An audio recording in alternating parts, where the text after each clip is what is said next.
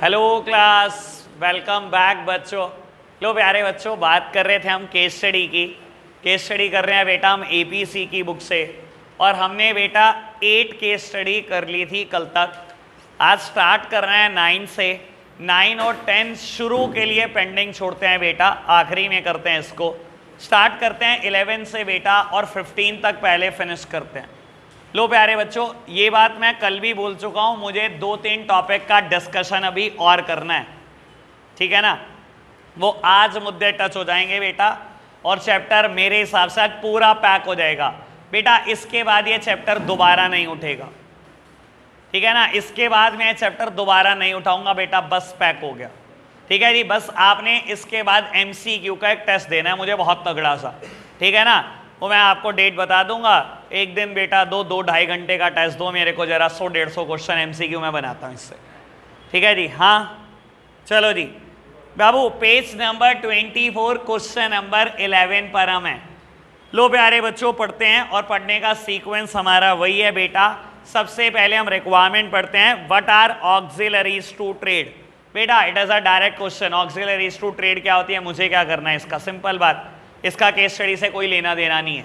Second part, identify the different auxiliaries to trade that are being used by Harshit in his business by quoting line from the paragraph। बेटा paragraph में से line coat करनी है और बताना है कौन कौन सी ऑक्सिलरीज टू ट्रेड का हर्षित ने यूज किया है। बेटा ऑक्सिलरीज टू ट्रेड हमारे कोर्स में 5 है। ऑल्दो एक बिजनेस को हजारों सर्विसेज की जरूरत है, लेकिन हमारे कोर्स में 5 ही है, याद है ना आपको। ट्रांसपोर्टेशन की हमने बात की हुई है, बैंकिंग एंड फाइनेंसिंग की हमने बात की हुई है, इंश्योरेंस, वेयर हाउसिंग और एडवर्टाइजिंग, ठीक है जी। चलो, कहता है बेटा Harshit run a well known departmental store in Delhi. Harshit बेटा एक डिपार्टमेंटल स्टोर चला रहा है दिल्ली में। He procured different kind of product from all over the country through railways, roadways and airways. और प्यारे बच्चों, ये लाइन ट्रांसपोर्टेशन है। क्या कह रहा है बेटा? हर्षित बहुत सारे प्रोडक्ट मंगाता है पूरी कंट्री के अलग अलग कोनों से, चाहे वो रेलवे से मंगाता हो, चाहे रोडवेज से, चाहे एयरवेज से।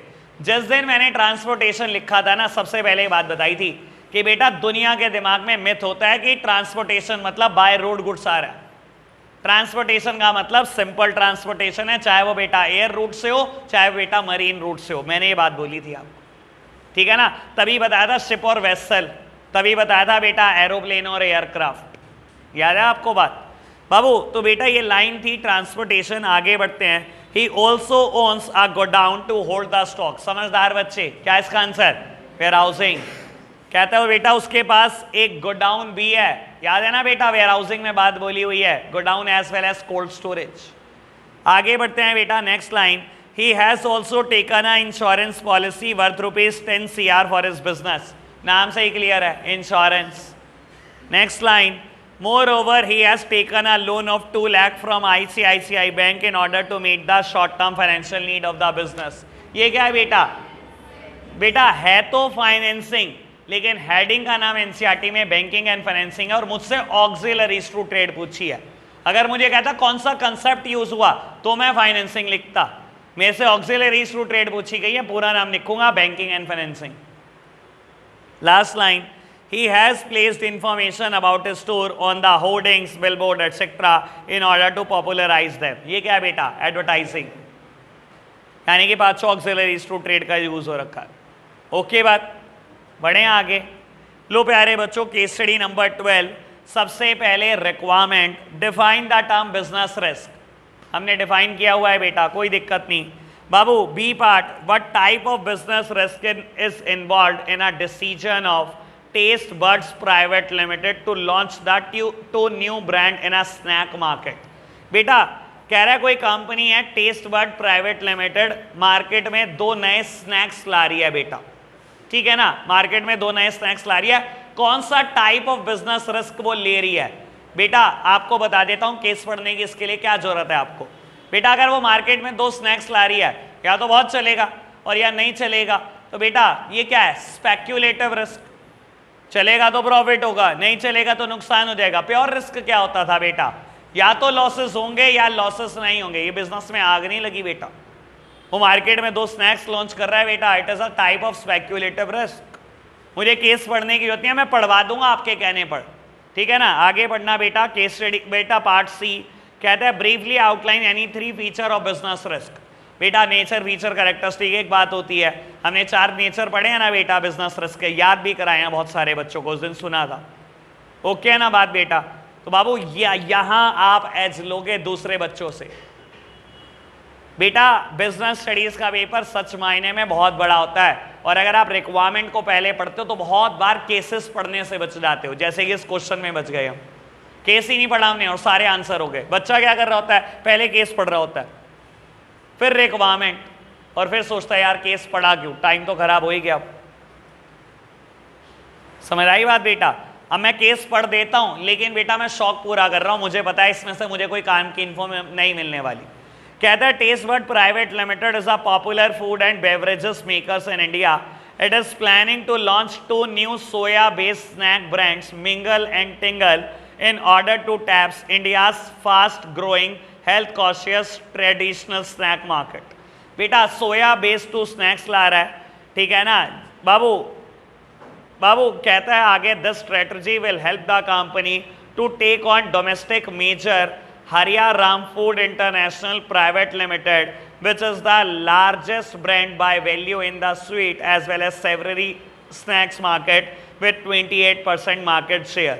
लो बेटा वो कह रहा है कंपनी की पॉलिसी ये है बेटा, कंपनी ये 2 स्नैक्स इसलिए ला रही है ताकि हरिया राम इंटरनेशनल, सही मायने में बेटा वर्ड इज हल्दीराम, जान के बेटा इन्होंने हरिया राम वर्ड यूज किया हुआ है ताकि वो हल्दीराम से ऊपर निकल पाए, ठीक है ना बेटा। और अब आपको पता है बेटा क्या कोई बिजनेस रिस्क की डेफिनेशन दी गई है, क्या कोई 3 फीचर दिए गए हैं, क्या बेटा रिस्क का कोई डिस्कशन किया गया, कोई भी डिस्कशन है, तीनों क्वेश्चन अलग है। मैं केस ना भी पढ़ता तब भी यही आंसर है और केस पढ़ लिया तब भी यही आंसर है, ठीक है ना जी। बाबू आगे बढ़ेंगे, सबसे पहले requirement, name any 2 values which the company wants to communicate to the society. बेटा जब भी आप किसी केस में सोसाइटी का भला करते हो तो आपसे पूछा जाता है कौन सी वैल्यू आपने सेटिस्फाई की है।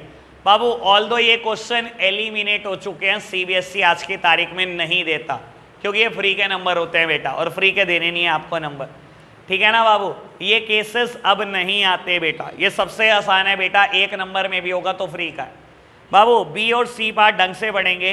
Name and explain the type of objective of business being fulfilled by Roshni limited by setting up a factory in the rural area. और बेटा सी पार्ट कहता है briefly explain any 2 economic objective of the business organisation. बेटा मैंने requirement पढ़ दी, आपको बता देता हूं, मैंने आपको बोला कि मुझे आज 2 टॉपिक नए कराने हैं, उसमें से एक अब करा रहा हूं बेटा। ये केस मैंने सिर्फ पढ़ा है बेटा, दोबारा पढ़ेंगे। बाबू अभी पहले एक कंसेप्ट समझना, आप सब सामने देख रहे हैं मेरी तरफ। मेरे प्यारे बच्चों अगर आपको याद हो तो मैंने एक टॉपिक पढ़ा था मल्टीपल ऑब्जेक्टिव ऑफ बिजनेस, याद है आपको बेटा, मल्टीपल ऑब्जेक्टिव्स ऑफ बिजनेस, ठीक है ना। एक बिजनेस बहुत सारे ऑब्जेक्टिव के लिए बनता है, और बाबू first and the foremost objective जरूरी है बेटा हर बिजनेस का प्रॉफिट होगा, ठीक है ना, लेकिन जरूरी नहीं है सिर्फ ऑब्जेक्टिव प्रॉफिट ही होगा।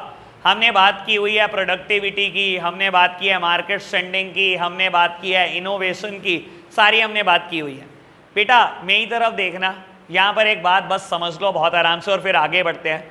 बेटा कहता है मल्टीपल ऑब्जेक्टिव ऑफ बिजनेस कोई ना, इसने ना 2 पार्ट में कैटेगराइज कर दिया, ठीक है ना बाबू। कहता है बिजनेस के जो ऑब्जेक्टिव है ना इनकी ब्रॉड 2 कैटेगरी है। कुछ ऑब्जेक्टिव है बेटा इकोनॉमिक ऑब्जेक्टिव। इकोनॉमिक ऑब्जेक्टिव मतलब वो ऑब्जेक्टिव जिसकी वजह से आप पैसा कमाते हो, इकोनॉमिक वर्ड। बेटा अगर मैं ब्रॉडली क्लासीफाई करूं उन 6 मल्टीपल ऑब्जेक्टिव को तो मैं 2 पार्ट में क्लासीफाई कर सकता हूं। एक का नाम है बेटा इकोनॉमिक ऑब्जेक्टिव और दूसरे का नाम है सोशल ऑब्जेक्टिव। सोशल ऑब्जेक्टिव मतलब बेटा सोसाइटी का भला सोचना या पैसा कमाने जैसी कोई बात नहीं है। इकोनॉमिक ऑब्जेक्टिव मतलब पैसा कमाना, और सोशल ऑब्जेक्टिव मतलब सोसाइटी का भला सोचना या पैसा कमाने वाली कोई बात नहीं है बेटा। आपको बता देता हूं बेटा, एक्सेप्ट सोशल रिस्पॉन्सिबिलिटी बाकी सारे ऑब्जेक्टिव इकोनॉमिक ऑब्जेक्टिव होते हैं। आपने मुझसे मल्टीपल ऑब्जेक्टिव 6 पढ़े हैं ना, हेडिंग भी याद करी है ना बेटा। Earning profit is economic objective, पैसा कमा रहे हो बेटा। अगर आप मार्केट स्टैंडिंग अपने लिए ऑब्जेक्टिव सेट करते हो, मार्केट स्टैंडिंग का भी तो एम बेटा पैसा ही कमाना है बाद में। सोचो मार्केट स्टैंडिंग क्या होती है, आप क्या चाहते हो, मेरा मार्केट शेयर बढ़े।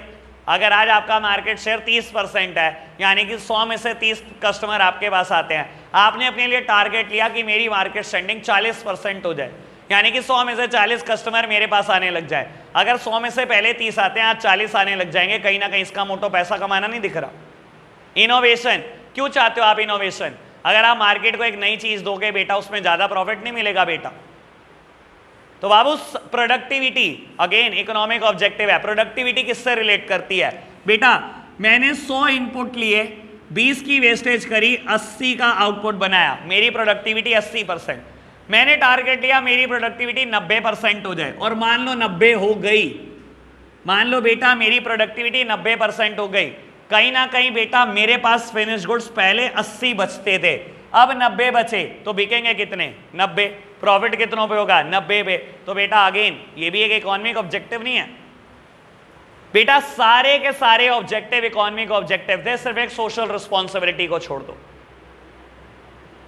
समझ में आया कि ब्रॉड कैटेगरी दो ही है बेटा, मल्टीपल ऑब्जेक्टिव ऑफ बिजनेस की। बहुत सारे इकोनॉमिक ऑब्जेक्टिव हैं और बेटा एक सोशल ऑब्जेक्टिव है।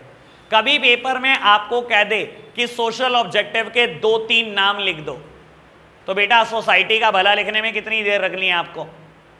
पैसे की बात मत करना बस, क्योंकि सोशल ऑब्जेक्टिव लिखने हैं। तो क्या लिख सकता हूं? क्या प्लांटेशन ऑफ ट्री लिख सकता हूं? क्यों नहीं बेटा? एम्प्लॉयमेंट अपॉर्चुनिटी क्रिएट करना, say no to plastic bag, sir लिखे जाएंगे। नेशनल इंटीग्रेशन, बहुत सारी बातें लिखी जा सकती हैं इसमें, ठीक है ना जी। चलो जी अब पढ़ते हैं केस दोबारा। बेटा केस स्टडी नंबर 13 पर था, पहली बात वैल्यूज नहीं करानी बेटा। B part, name and explain the type of objective of the business being fulfilled by Roshni limited by setting up a factory in rural area. बेटा कहता है रोशनी लिमिटेड अगर रूरल एरिया में फैक्ट्री लगा रही है, किसी गांव में जाकर फैक्ट्री लगा रही है, तो वो कौन सा ऑब्जेक्टिव सेटिस्फाई कर रही है? ऑब्वियस बात है बेटा, सोसाइटी का भला सोचा जा रहा है, सोशल ऑब्जेक्टिव। क्या मुझे केस पढ़ना पड़ा इसके लिए? केस ही नहीं पढ़ा मैंने। और C part, briefly explain any 2 economic objective of business organisation. Sir कोई लिख देना, मार्केट स्टैंडिंग लिख देना, प्रोडक्टिविटी लिख देना, इनोवेशन लिख देना, अर्निंग प्रॉफिट लिख देना, कुछ लिख देना, कोई 2 लिखने हैं। मैंने केस पढ़ा सर, यहां एज मिलेगा, मैं पहले ही बोलता हूं। रिक्वायरमेंट पढ़ने का फायदा ये है पहले, ठीक है ना, और आपके सामने प्रूव हो रहा है रिक्वायरमेंट पढ़ने से क्या होता है। ओके बात, बढ़े आगे। चलो जी बेटा next one, question number 14, describe briefly the various type of business risk. बेटा बिजनेस रिस्क के टाइप एक्सप्लेन करने हैं, केस पढ़ने की क्या जरूरत है? 2 तरीके के होते हैं बेटा, स्पेक्यूलेटिव और प्योर। चलो जी आगे बढ़ो। B part, state any 2 suggestion which Sunil is likely to give to the Kapil Sharma to overcome such situation effectively in his business. बेटा इस पर्टिकुलर पार्ट के लिए मुझे केस पढ़ना पड़ेगा। और सी पार्ट कहता है explain briefly any 2 causes of business risk. बेटा हमने 4 कॉजेज पढ़ रखे हैं, नेचुरल कॉजेज, ह्यूमन, इकोनॉमिक और अदर कॉजेज, कोई 2 कॉजेज लिख देना। अगेन बेटा बी पार्ट ना होता तो यहां पर भी केस पढ़ना ना पड़ता। चलो पढ़ लो। कहता है Kapil Sharma want to start a business of fashionable item. Kapil बेटा फैशनेबल आइटम के बिजनेस में डील करना चाहता है, but he is hesitating to go ahead with his plan because of the various kind of risk which are inherent in every business। बेटा वो क्या बोल रहा है, लेकिन उसको डर लग रहा है क्योंकि उसके बिजनेस में बहुत सारे इनहेरेंट रिस्क है। इनहेरेंट मतलब छुपे हुए बेटा, ठीक है ना, लेटेंट है बेटा, लेटेंट मतलब दिखाई नहीं दे रहे बेटा, बहुत सारे रिस्क हैं। लेकिन बाबू आपको भी पता है फैशनेबल आइटम में बहुत सारे रिस्क हैं। He consult his friend Sunil in this regard for guidance about ways to overcome such situation effectively in his business। बेटा उसने अपने फ्रेंड को कहा कि मुझे कुछ गाइड कर दो कि कैसे मैं अपने रिस्क को कम कर सकता हूं। बेटा और बी पार्ट में आपसे पूछा गया है कि सुनील ने ऐसे कौन से 2 सजेशन दिए होंगे बेटा। Sir it is a general question, क्या ये इसका कोई हमारी बुक के किसी टॉपिक से लेना देना है? नहीं बेटा, ये बिल्कुल जनरल है, लिख सकते हो बेटा। एक तरीका होता है रिस्क को कम करने का, इंश्योरेंस। तो आप ये बोल सकते हो कि इंश्योरेंस करा लो बेटा, ठीक है ना। एक सबसे अच्छा तरीका तो ये होता है बेटा, बिजनेस में आग लगने का रिस्क है, चोरी चकारी होने का रिस्क है बेटा, इंश्योरेंस करा लो और अपने रिस्क को ट्रांसफर कर दो इंश्योरेंस कंपनी के ऊपर। एक तो ये काम कर लो। और आप ये भी बोल सकते हो बेटा, ओवर स्टॉकिंग ना किया जाए, ओवर इंडल्ज ना हो ट्रेडिंग में। देखो बेटा, जब आपको पता है ना आप फैशनेबल आइटम में डील कर रहे हो, लेट्स सपोज कि आपकी दुकान है गारमेंट्स की, आप गारमेंट्स बेचते हो, तो बेटा सुनील सजेस्ट कर सकता है कपिल शर्मा को कि ओवर ट्रेडिंग में इंडल्ज मत हो। ओवर ट्रेडिंग मतलब हम क्या करते हैं बेटा, कई बार ना हमें उधार मिल रहा होता है, हमारा सप्लायर कह रहा होता है जितना मर्जी उधार ले जाओ, और हम क्या करते हैं बेटा, उधार के लालच में ना हमारी दुकान पे किसी चीज ने लाख रुपए का भी नहीं बिकना, हम 2 लाख की खरीद लाते हैं। जब आप फैशनेबल आइटम को हद से ज्यादा खरीदते हो ना बेटा, लेट सपोज की बेटा सर्दियां आई और आपने स्वेट शर्ट खरीद ली, एक पर्टिकुलर टाइप की स्वेट शर्ट खरीद ली बहुत ज्यादा, सर्दियों में बेटा जितनी बिकनी थी बिक गई, और आपने क्या करा बेटा, बंडल पैक करके रख दिया। अब हुआ क्या बेटा, नेक्स्ट ईयर सर्दियां आने से पहले फैशन चेंज, जिस टाइप की वो स्वेट शर्ट थी अब मार्केट में बिक नहीं रही बेटा, नए टाइप की आ गई। फैशनेबल आइटम में सबसे बड़ा रिस्क क्या होता है बेटा, कि वो बहुत जल्दी जल्दी बदलता है, फैशन बहुत जल्दी जल्दी बदलता है बेटा। और अगर आप ओवर ट्रेडिंग में इंडल्ज होगे बेटा, कहीं ना कहीं फंस जाओगे, स्टॉक पड़ा रह जाएगा दुकान पे, नुकसान हो जाएगा। तो बेटा सुनील सजेस्ट कर सकता है कि ओवर ट्रेडिंग में इन्वॉल्व मत हो, सुनील सजेस्ट कर सकता है कि इंश्योरेंस लो, ठीक है। इन्होंने बेटा बताए हैं कुछ 3-4, इनके भी देख लेना, इनके भी ठीक है बेटा। ऑल्दो खैर इन्होंने ज़्यादा हौच पौच की हुई है, मैंने जब रीड किए थे मुझे बेकार लगे इनके सजेशन। चलो जी आगे बढ़ना बेटा, क्वेश्चन नंबर 15 करते हैं बेटा। सबसे पहले requirement, identify and explain the type of objective of business being fulfilled by Radhika by providing financial help to the Manyata foundation. और बेटा केस पढ़ने की जरूरत नहीं है, answer is social objective. Sir समझ आई ना बात बेटा आपको? क्या कह रहा है बेटा, राधिका अगर फाइनेंशियल हेल्प कर रही है किसी बेटा फाउंडेशन को, किसी ट्रस्ट की हेल्प कर रही है वो, तो बेटा वो कौन सा ऑब्जेक्टिव पूरा कर रही है, सोसाइटी का भला सोच रही है, सोशल ऑब्जेक्टिव फुलफिल कर रही है बेटा। और B part, also explain any 3 other objective of business of the same type as identified in part A of the question. तो बेटा आपको कहा जाता है जो पार्ट ए में आपने आइडेंटिफाई करा टाइप ऑफ ऑब्जेक्टिव, उसके 3 और लिख दो, यानी कि 3 और सोशल ऑब्जेक्टिव लिखने, वो लिखे जाएंगे। अगेन केस पढ़ने से बच गए, पिछले 5 में से 4 क्वेश्चन में केस नहीं पढ़ा मैंने, सबसे अच्छी बात, सबसे अच्छी बात, ठीक है बेटा। चलो जी अब आते हैं बेटा, हमने 2 क्वेश्चन छोड़े हुए हैं बेटा, क्वेश्चन नंबर 10 और 9, हल्का सा डिस्कशन क्वेश्चन 10 में एक और टॉपिक का होगा, और क्वेश्चन 9 पे भी बेटा एक टॉपिक का डिस्कशन कर रहे हैं जिसके मैंने नोट्स आपको दिए आज, ठीक है जी बेटा। और फिर छुट्टी, चैप्टर फुल फ्लेज फिनिश हो गया, केस स्टडी के साथ पैक कर दिया मैंने। बाबू आपको केस स्टडी की कोई और बुक नहीं खरीदनी, एक टेस्ट एमसीक्यू का लूंगा और एक टेस्ट सब्जेक्टिव लूंगा।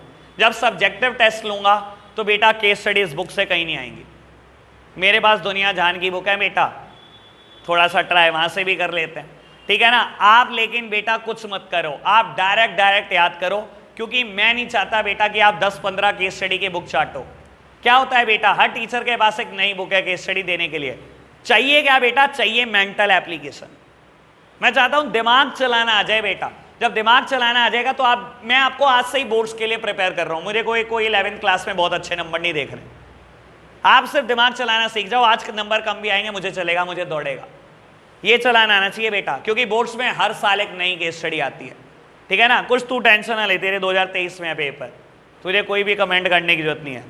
चलो जी लो बेटा, अब हुआ ना दर्द, मत बोल रहा कर, फिर दर्द पूरा हुआ तुझे, शक्ल में 12 बज गए थे तेरे। चलो जी लो बेटा, फर्स्ट पार्ट कहता है identify the various objectives of business being discussed in above para, और बेटा कहता है also state any 2 other objective not mentioned above. बेटा आपको कहता है बहुत सारे ऑब्जेक्टिव हैं बिजनेस के इस पैरा में, बताओ। और बेटा बी पार्ट में आपको कहता है बेटा कोई 2 ऐसे ऑब्जेक्टिव जो इस केस में डिस्कस नहीं हुए वो भी लिख दो। आपको याद है बेटा मल्टीपल ऑब्जेक्टिव हमने 6 हेडिंग पढ़ी हुई है, ठीक है ना, अभी भी बात करी हमने। बाबू ऐसा है कि एनसीईआरटी में 8 हेडिंग थी, मैंने जो सबसे मुश्किल थी ना, जो सबसे सबसे तगड़ी थी, वो बेटा 6 कराई। मेरे दिमाग में हमेशा होता है बेटा 6 सबसे तगड़ी कराऊं, लेकिन मैं ये कैसे कह सकता हूं कि केस स्टडी उन्हीं 6 हेडिंग से आएगी? क्या बची हुई 2 हेडिंग से नहीं आ सकती? केस स्टडी तो यार आ ही सकती है, और आई भी हुई है बेटा। इस केस स्टडी में बेटा बची हुई 2 हेडिंग का भी डिस्कशन है। ठीक है बेटा, तो करेंगे बात बाबू, ठीक है ना, और उन पे एनालिसिस भी कर दूंगा एक बार फटाफट से। बाबू कहता है good health limited is a name to reckon with in the organic food segment. ठीक है जी बेटा, गुड हेल्थ का बहुत बड़ा नाम है ऑर्गेनिक फूड में। कहता है the company enjoys a 30% market share in this segment over the past 4 years. समझदार बच्चे, क्या है बेटा इस लाइन का आंसर? Market standing. सर याद है ना आपको, मैंने ये वर्ड बदल बदल के बोले हुए हैं। Market standing, market share, customer base, ये वर्ड बोलता हूं मैं इसी एक हेडिंग में बेटा। ठीक है ना, और आज आपको पता लग रहा होगा बेटा कि ध्यान से सुनने की इंपॉर्टेंस क्या है। Market share word market standing से रिलेट करता है। ठीक है ना जी, आगे बढ़ना।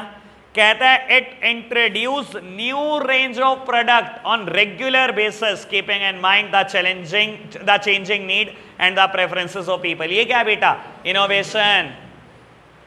ठीक है ना बेटा, आगे बढ़ना बेटा। Through the best use of available resources it's work efficiency is high. बेटा कहता है कंपनी अपने रिसोर्सेस का बहुत अच्छा इस्तेमाल करती है, दैट मींस वेस्टेज नहीं करती, प्रोडक्टिविटी। सर आप अपने रिसोर्सेस का यहां पर एफिशिएंसी से इस्तेमाल नहीं कर रहे, वेस्टेज ज्यादा कर रहे हो। यहां बेटा आपकी एफिशिएंसी और बढ़ गई। Efficiency is related with productivity.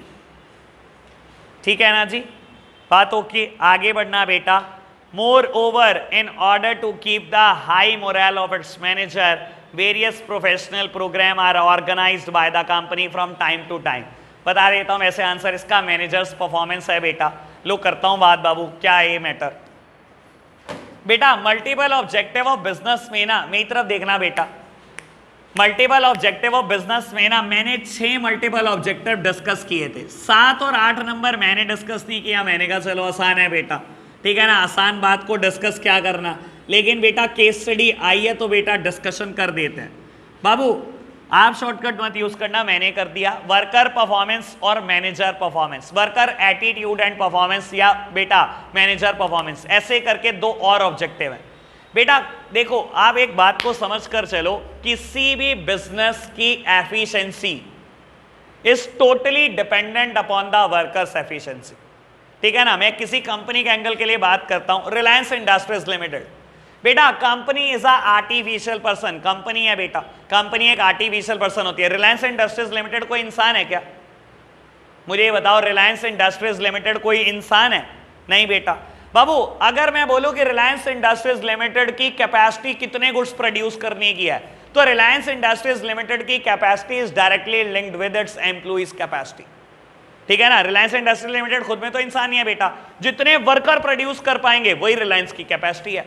तो यानी कि ये समझ के चलो बेटा, कोई भी बिजनेस है डिपेंडेंट अपॉन वर्कर है, और वर्कर का एटीट्यूड अगर बिजनेस के लिए फेवरेबल नहीं है, पॉजिटिव एटीट्यूड नहीं है काम करने का, तो बेटा अगर वर्कर का मोरल डाउन है ना, क्या काम करेंगे वो? वर्कर काम करेंगे बेटा अगर उनका मोरल डाउन है। वर्कर कह रहे हैं सैलरी बढ़ाओ सैलरी बढ़ाओ सैलरी बढ़ाओ, आप सैलरी नहीं बढ़ा रहे बेटा। 6 घंटे काम जरूर करेगा, परफॉर्मेंस 4 घंटे की भी नहीं देगा। ये तो बात मानते हो ना बेटा, हमारा बिजनेस वर्कर के ऊपर ही तो चल रहा होता है बेटा। ठीक है ना, और मैनेजर कौन होते हैं? चलो वर्कर तो समझ में आ गया, एम्प्लॉय है। मैनेजर कौन है बेटा? मैनेजर वो लोग होते हैं जिनका काम होता है दूसरों से काम निकलवाना, यानी कि वर्कर से काम निकलवाना। मैनेजर होते ही है ना बेटा, आपने देखा होगा होटल्स में मैनेजर होते हैं। किसी वेडिंग को अटेंड करने का मौका मिला हो बेटा होटल में, तो क्या होता है बेटा, कहीं ना कहीं सारे के सारे वेटर्स के ऊपर एक मैनेजर होता है जो ऑर्डर दे रहा होता है, ये कर वो कर वो कर, खुद नहीं कुछ करता। मैनेजर का काम ही ये होता है बेटा, getting work done through other, दूसरों से काम निकलवाना। जो दूसरों से काम निकलवाता है उसी को मैनेजर बोला जाता है बेटा। यानी कि बेटा कहीं ना कहीं आप ये समझ के चलो, एक बिजनेस में हम जब ऑब्जेक्टिव सेट करते हैं तो हम ये भी ऑब्जेक्टिव सेट करते हैं कि हमें इनका और इनका दोनों का मोरल बहुत हाई रखना है।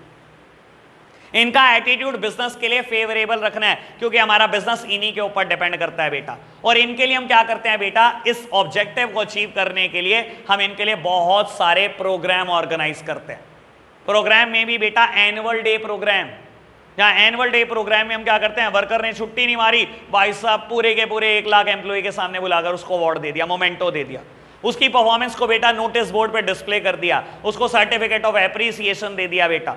तो हम ये सारे काम करते रहते हैं। इवन उनके लिए बेटा हम क्या करते हैं, personality development programme for 1 week. एक हफ्ता कोई काम नहीं कर रहा, ऑर्गेनाइजेशन में आओ, आपकी पर्सनालिटी को डेवलप करने के लिए प्रोग्राम कर रहे हैं बेटा। कहीं ना कहीं हम उनके मोरल को हाई रखने की बहुत कोशिश करते हैं। वीकेंड्स पे बेटा क्रिकेट मैच ऑर्गेनाइजेशन के अंदर ही। सर ऑर्गेनाइजेशन बहुत बड़ी बड़ी होती हैं, पूरी पूरी कॉलोनीज अंदर हैं, एजुकेशनल इंस्टीट्यूट अंदर हैं, यूनिवर्सिटीज अंदर हैं, सारे आउटलेट अंदर हैं बेटा, क्रिकेट ग्राउंड सब कुछ अंदर ही है बेटा। आपको कह रहे हैं 5 दिन काम करना है, 2 दिन क्रिकेट खेलेंगे। ये सब किस लिए कर रहे हो बेटा आप, ताकि इनकी परफॉर्मेंस, इनका एटीट्यूड बिजनेस के लिए बहुत अच्छा बना रहे। सिर्फ काम नहीं निकलवा रहे आप, समझ आई बात। तो कई ना बार हम ये भी ऑब्जेक्टिव लेते हैं। और अगर आप देखोगे लास्ट लाइन बेटा वो मैनेजर की परफॉर्मेंस से रिलेट करती है, पढ़ना जरा केस दोबारा बेटा। लास्ट लाइन में लिखा गया है, moreover in order to keep the high morale of its manager various professional programme are organised by the company from time to time. बेटा वेरियस प्रोफेशनल प्रोग्राम में क्या आ सकता है, आपके लिए computer training programme free of cost 15 दिन का, सारे मैनेजर्स के लिए। और अगर ये सीख जाओगे तो आपकी सैलरी भी बढ़ा देंगे। कहीं ना कहीं बेटा जब आपके स्किल बढ़ते हैं तो आपकी सैलरी भी बढ़ती है बेटा। आपके लिए बेटा English spoken programme free of cost 1 महीने का ऑर्गेनाइजेशन की तरफ से। ये किस लिए किया जा रहा है, आपका मोरल हाई रखने के लिए, ताकि आप ऑर्गेनाइजेशन के साथ जुड़े रहो, भागो ना कहीं। ठीक है बेटा।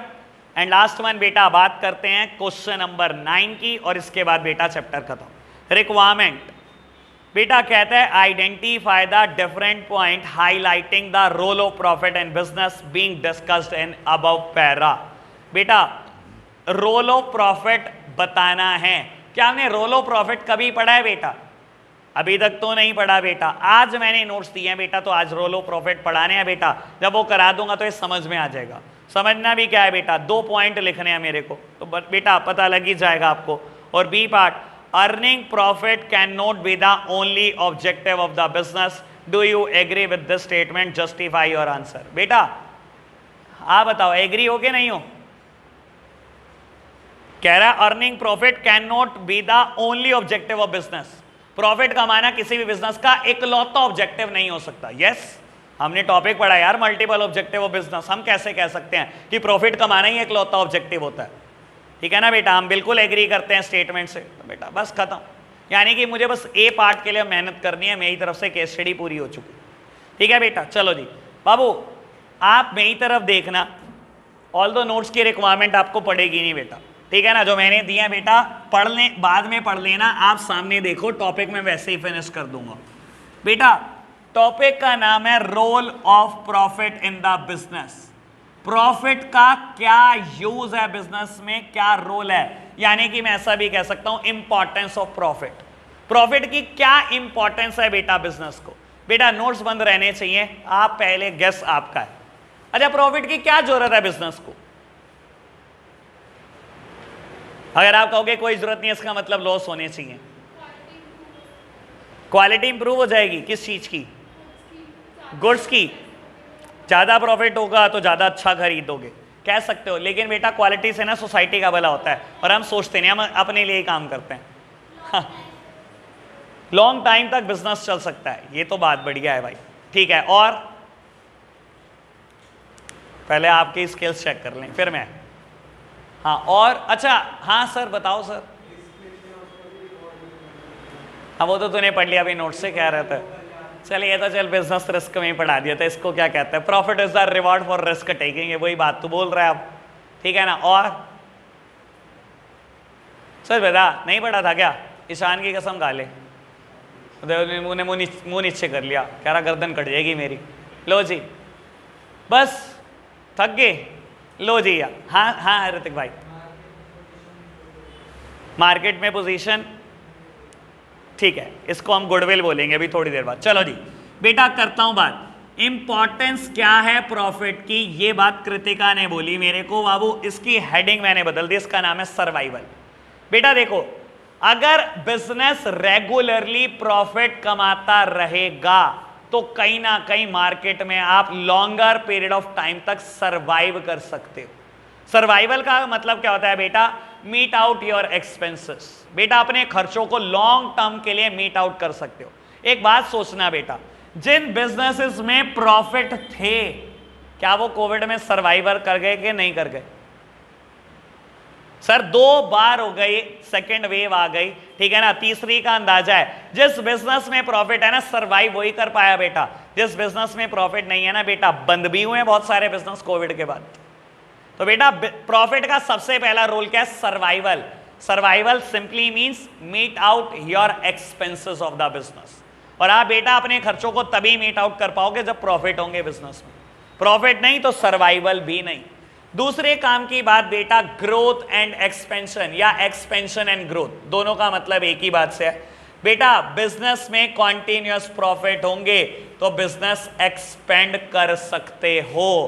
सर बहुतों ने किया है, आपके सामने जिन्होंने किया उनकी बात कर देता हूं। 5 स्टार जनता, सबसे पहला स्टोर घंटाघर चौक, दूसरा स्टोर खुला था कोट रोड पर, बाद में बेच दिया गया ठक्कर स्वीट्स को। आज की तारीख में ठक्कर स्वीट्स का बोर्ड है। तीसरा store 5 star Janata aura on daily road, ठीक है ना। चौथा store 5 star Dehradun. Sir business में कॉन्टिन्यूअस प्रॉफिट होते रहेंगे तो कहीं ना कहीं आप एक्सपेंशन या ग्रोथ की बात सोच सकते हो, ठीक है ना। प्रॉफिट नहीं तो कौन सा ग्रोथ? कोई करेगा बेटा ग्रोथ या एक्सपेंशन? इंपॉर्टेंस समझ में आ रही है प्रॉफिट की? प्रॉफिट होगा तो लॉन्गर पीरियड ऑफ टाइम तक सर्वाइव कर पाओगे। प्रॉफिट होगा तो बेटा ग्रोथ एंड एक्सपेंशन हो पाएगा। Profit creates the goodwill of the firm, creation of goodwill. बेटा क्या प्रॉफिट से फर्म की गुडविल बनती है? मार्केट रेप्यूटेशन बनती है। देखो यहां पर मैं मार्केट रेप्यूटेशन या गुडविल से अपना मतलब बता देता हूं। देखो बेटा, प्रॉफिट ऑलवेज क्रिएट्स रेप्यूटेशन, हमेशा रेप्यूटेशन बनाता है। रेप्यूटेशन से मेरा मतलब पता है क्या बेटा? लोन मिलने में बहुत आसानी होती है। देखो एक बात बताओ, एक बैंक मैनेजर ने अप्रोच करा एक एंटिटी को जिसका नाम है ए लिमिटेड। ए लिमिटेड कह रही है बिजनेस में सेल तो 1 करोड़ की हुई इस साल, लेकिन बेटा लॉस हुआ 2 लाख का। और बेटा एक बिजनेस कह रहा है बी लिमिटेड कि सेल 1 करोड़ की है और 10% मैंने प्रॉफिट कमाया, मेरा प्रॉफिट 10 लाख का है। लोन किसको जल्दी होगा, ए को बी को? समझदार को इशारा काफी। बेटा profit always creates goodwill, profits create market reputation. आपकी बेटा मार्केट में इज्जत बनती है। इज्जत बनने का मतलब है बेटा कहीं ना कहीं जितना भी लोन की रिक्वायरमेंट हो बहुत आराम से मिल जाएगा, ठीक है ना बेटा। आप कह सकते हो बेटा profit is the index of performance. बेटा प्रॉफिट कहीं ना कहीं बिजनेस की एफिशिएंसी को, बिजनेस की परफॉर्मेंस को दिखाता है। मैं बोलूं बेटा हल्दीराम वर्सेस बीकानेर, ठीक है ना। मान लो दोनों में कैपिटल इन्वेस्टेड 50 करोड़। हल्दीराम ने भी 50 करोड़ लगाए हुए हैं, बीकानेर ने भी 50 करोड़ लगाए हुए हैं। बेटा बाबू हल्दीराम का प्रॉफिट है बेटा मान लो 10 CR और बेटा बीकानेर का प्रॉफिट है 8 करोड़। तो मैं आपसे पूछूं किसका बिजनेस बढ़िया चल रहा है, तो आप ऑब्वियस कहोगे बेटा कि बिजनेस किसका बढ़िया चल रहा है, हल्दीराम का। क्यों कह रहे हो बेटा? कहीं ना कहीं बेटा profit is the index of performance. Profit कहीं ना कहीं बेटा बिजनेस की एफिशिएंसी को दिखाता है कि आप बिजनेस ज्यादा एफिशिएंटली मैनेज कर पा रहे हो। क्लियर है ना बात बेटा? ओके है ना बात? मैंने नोट्स में 5 हेडिंग लिखी हैं, 4 हेडिंग ये लिख दी मैंने, समझा दी। बाबू एक हेडिंग मैंने लिखी है profit is the reward for risk taking. ये बात मैंने बिजनेस रिस्क में समझाई हुई है तो इसकी चर्चा मैं नहीं करूं। ओके है ना बात? अब बाबू रीड कर लें एक बार। वैसे तो रीड करने की जरूरत नहीं है, केस निभा लोगे ना बेटा। कोई 2 लिखे जाएंगे ना बेटा, रोल लिखा जाएगा ना प्रॉफिट का, कोई 2। ठीक है, आज के लिए फिर हम इतना ही रखते हैं बेटा। Bye bye.